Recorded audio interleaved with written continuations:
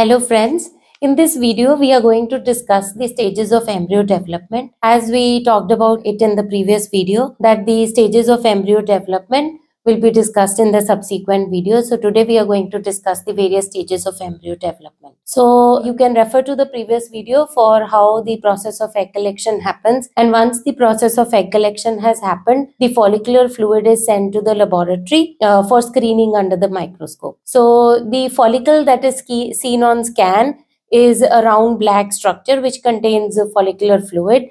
An egg is a microscopic structure, or the ovum is a microscopic structure that is present in the follicular fluid. So once the follicular fluid is sucked out, the embryologists, they screen the follicular fluid under the microscope and they pick the eggs out of it and they collect all the eggs and then keep it in the incubator. So the eggs are in various stages of development. So there are 3 stages of eggs that we talk about. The first one is the GV stage, the second one is the M1 stage, and the third one is the M2 stage, or the M2 stage is the one which is the mature egg.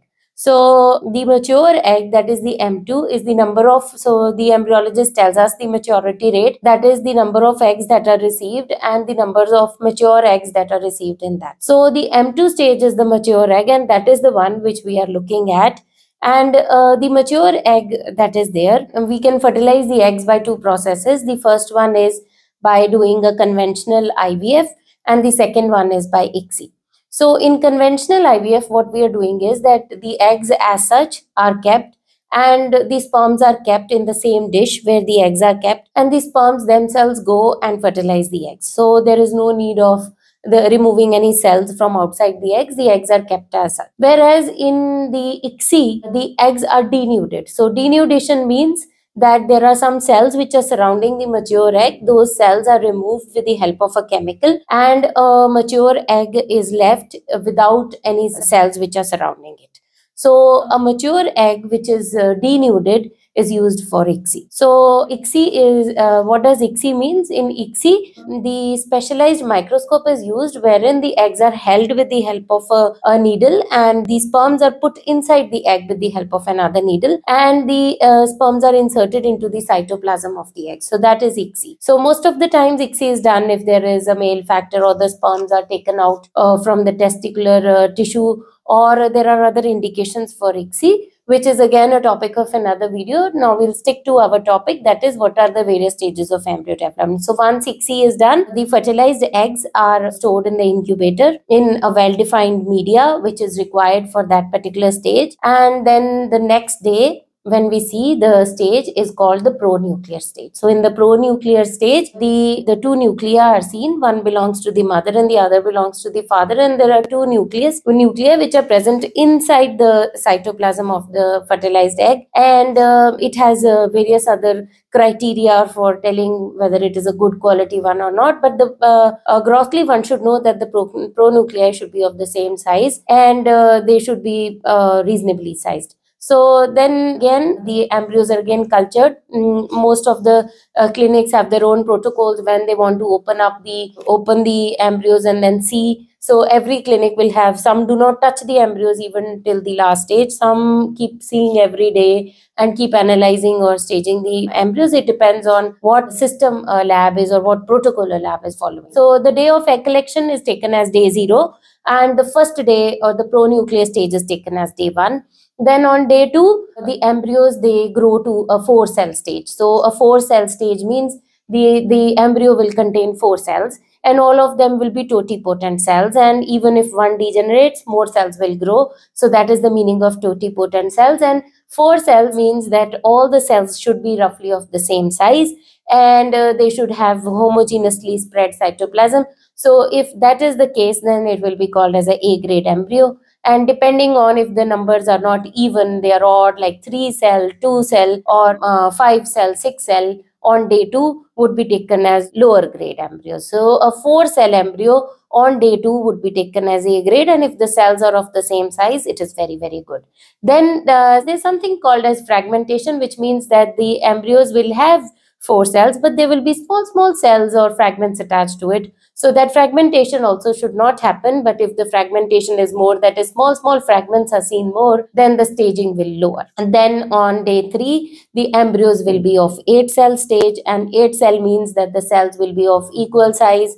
And if the numbers are not 8 cell, they are lesser or more. Depending on that, the grading will change. But if the day 3 embryo has 8 cells and all of the cells are of the same size, then it is taken as a A grade M. Then on the day 4, that is a stage for the development of a morula.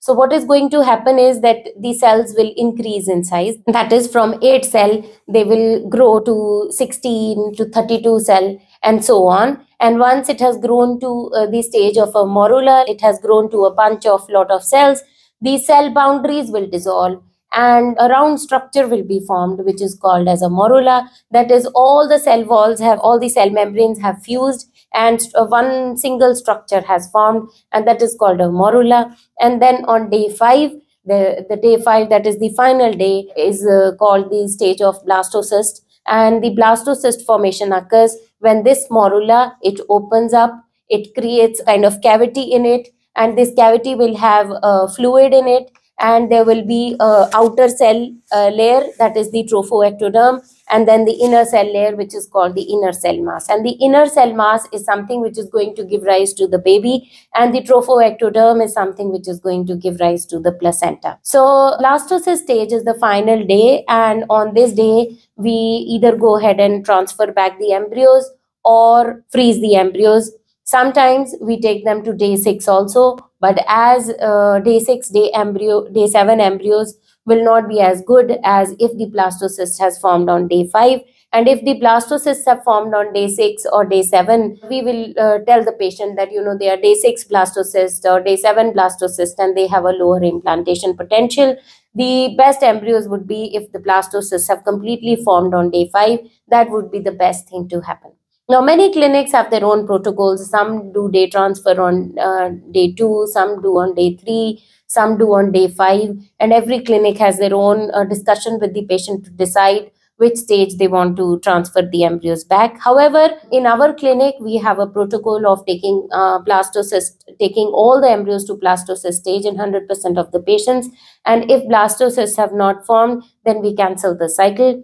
But what is the benefit of doing blastocyst culture and blastocyst transfer is that if we do embryo transfer on day 3, many of the embryos will look A grade, but they might not form a blastocyst. And then the number of embryos that we need to transfer might be little more than what we need to. A single healthy blastocyst will give rise to pregnancy faster compared to 3 embryos also transferred at day 3 stage. So if we take the embryos to blastocyst stage, first thing is that we will be able to find out whether the embryos are good.